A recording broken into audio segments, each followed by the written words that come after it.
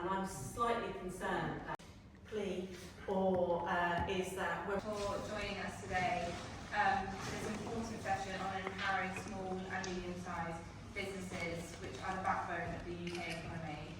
So it's fantastic to see such a great turnout of industry voices and parliamentary colleagues. It's really at the heart of Labour's mission for growth, because we know that we need small businesses to succeed if we are going to grow the economy. And the growth mission is clear. It's our #1 mission, and it's a driving force behind this Labour government delivering as well. Sustainable, inclusive economic growth is the foundation for better jobs, higher living standards and thriving communities. I know that there is no thriving public sector without a private sector that's also thriving as well.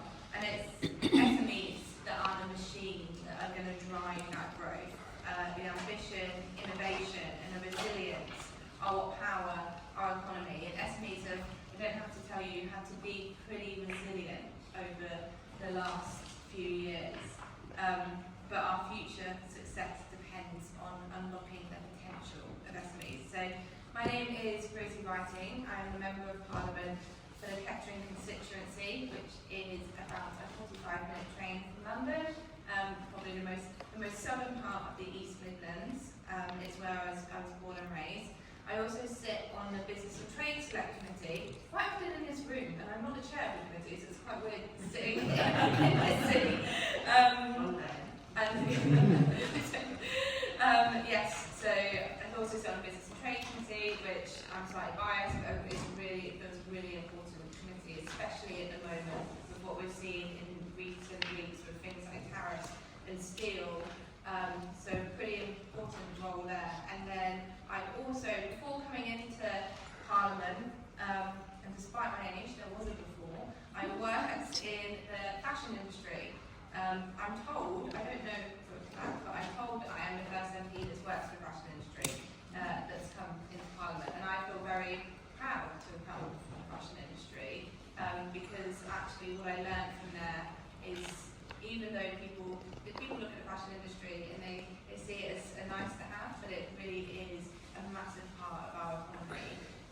Whether you're looking at Oxford Street or local high streets or e-commerce, the fashion industry has a massive role to play and has had to be very, very resilient throughout COVID, Brexit, and a really tough economy as well.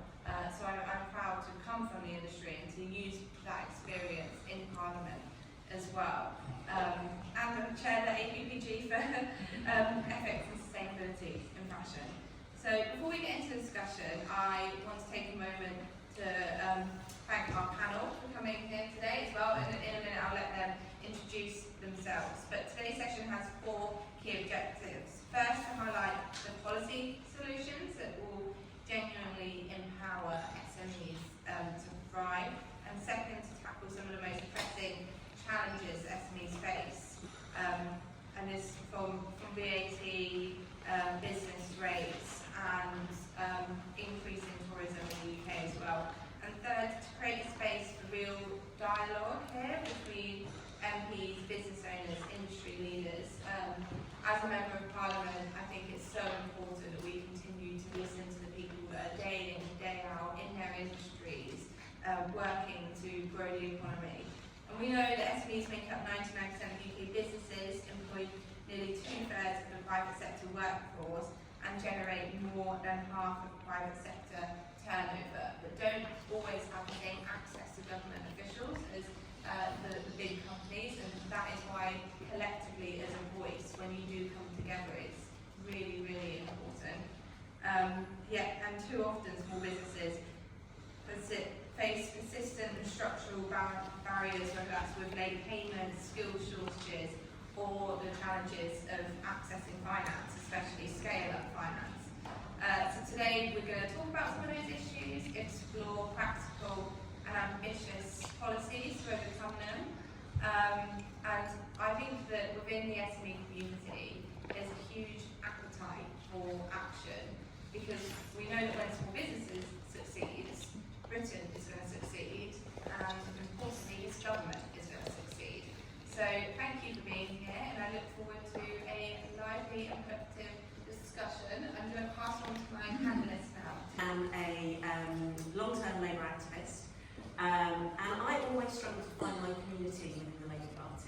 only ever worked for small businesses, and a lot of the narrative that we use in the party just didn't resonate with my experience of work. So I was really, really pleased that Ibrahim set up SME for Labour, how many years ago? 7 years ago.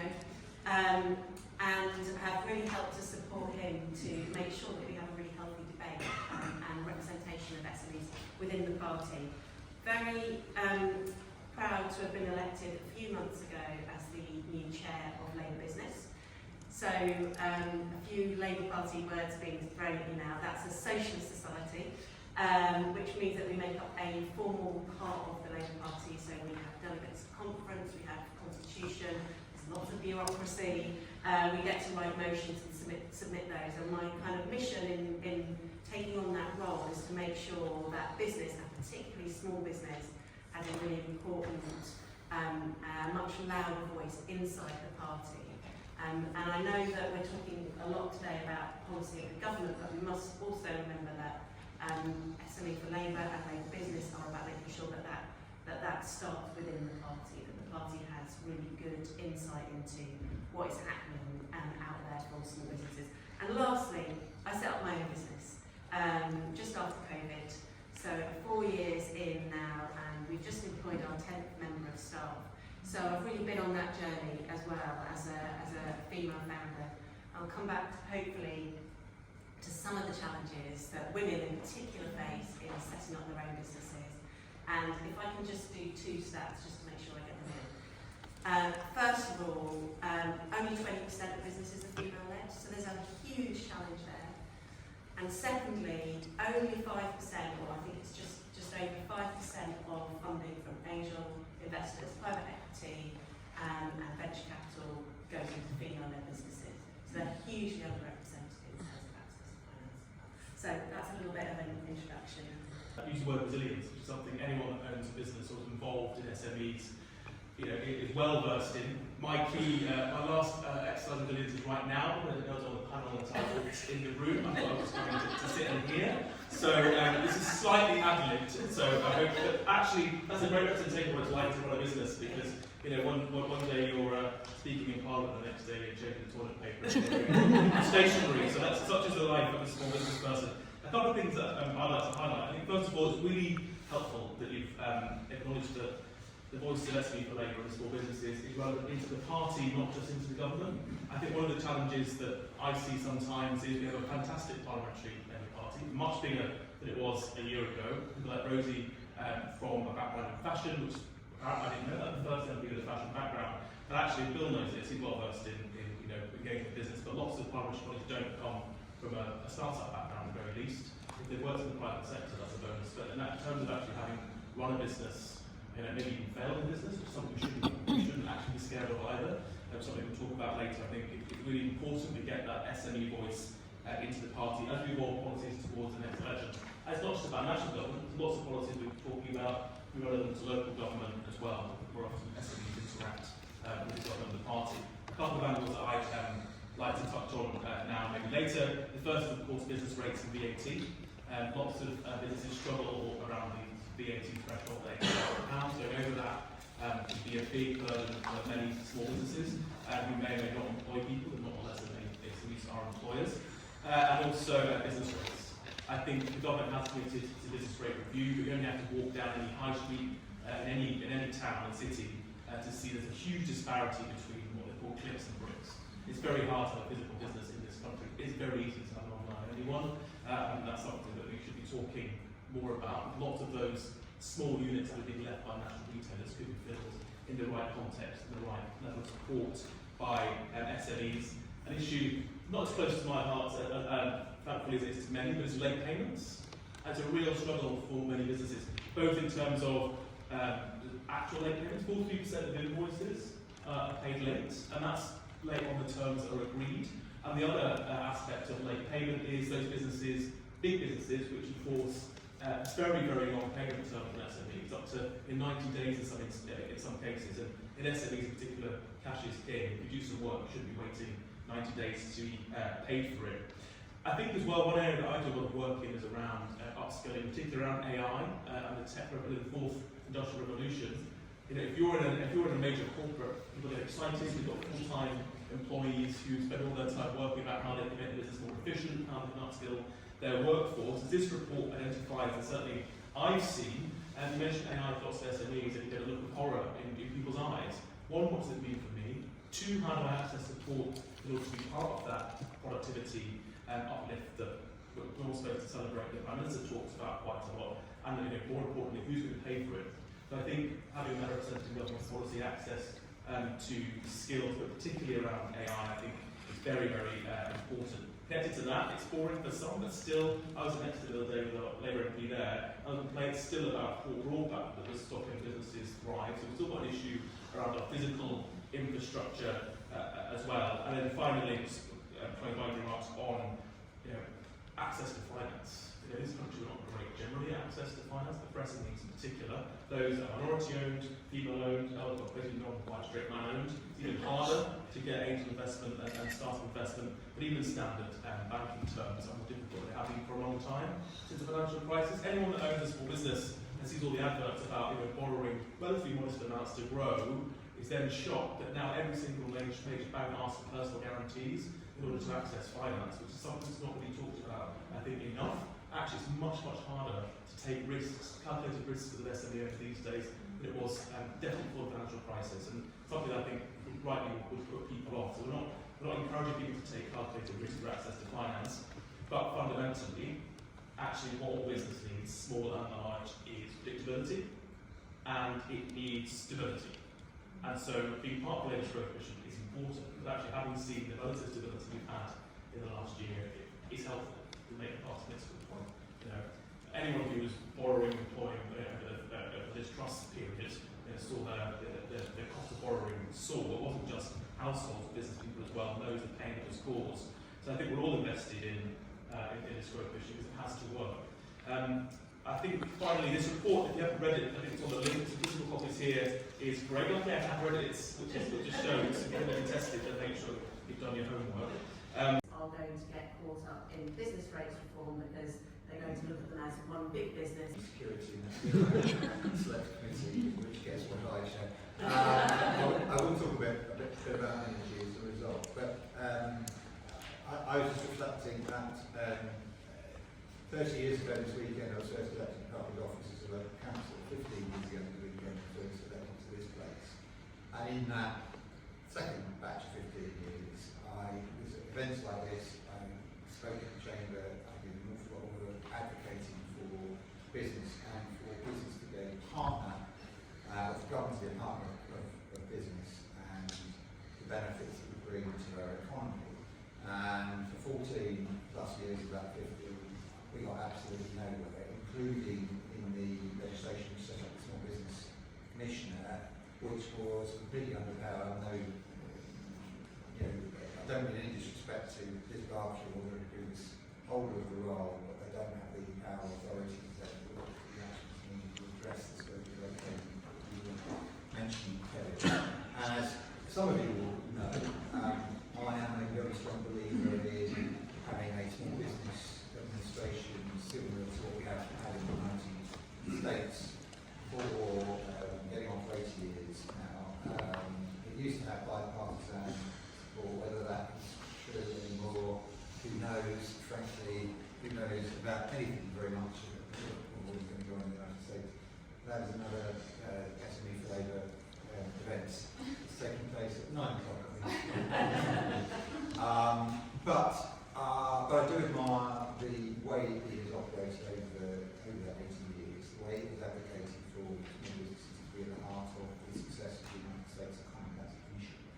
The way it supports the agenda on late payments, on access to finance, on support for women in business, so a much higher take of women entrepreneurs in the United States than we do in this country. I should say my wife is 120% of female entrepreneurs like you, Emily, and she and I were in business for the first 15 of those 30 years, and has continued, gone from strength to strength ever since, arguably since I came here.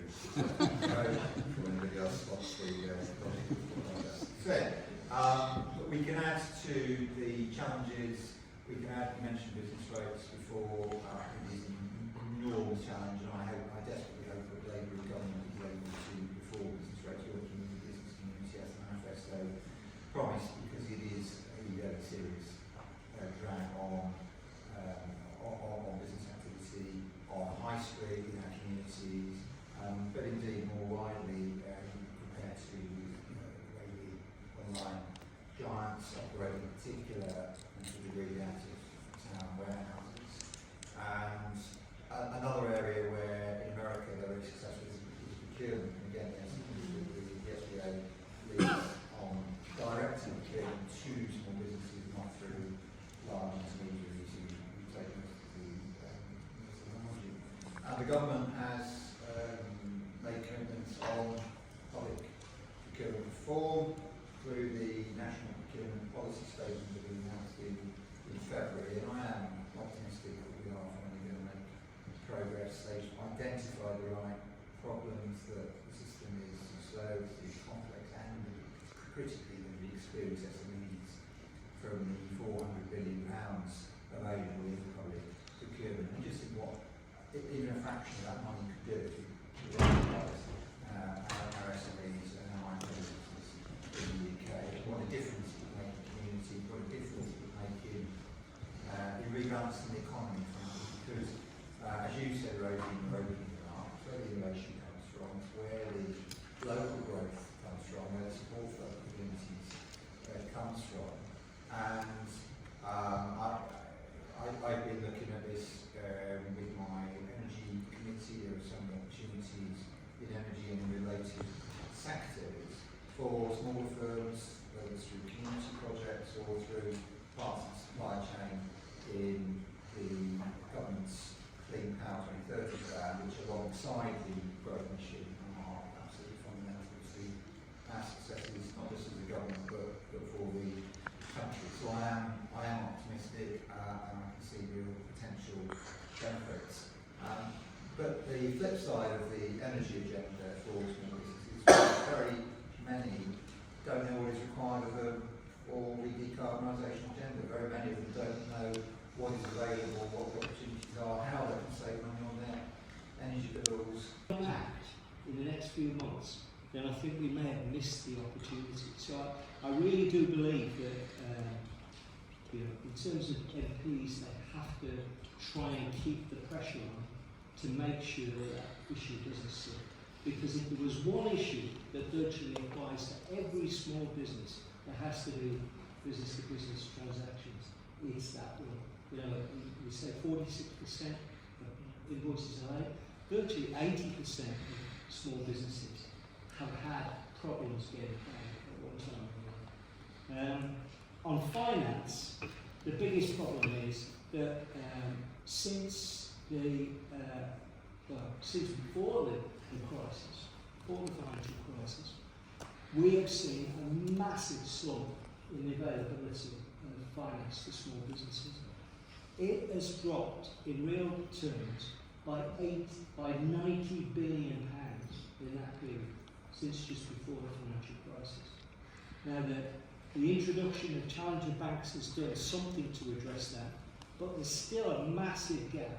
And if you remember, as a party, Gordon Brown, when he helped to rescue the big banks, said that part of that commitment was they would support small businesses. And it's fundamentally failed because those small businesses are still struggling to find the finance.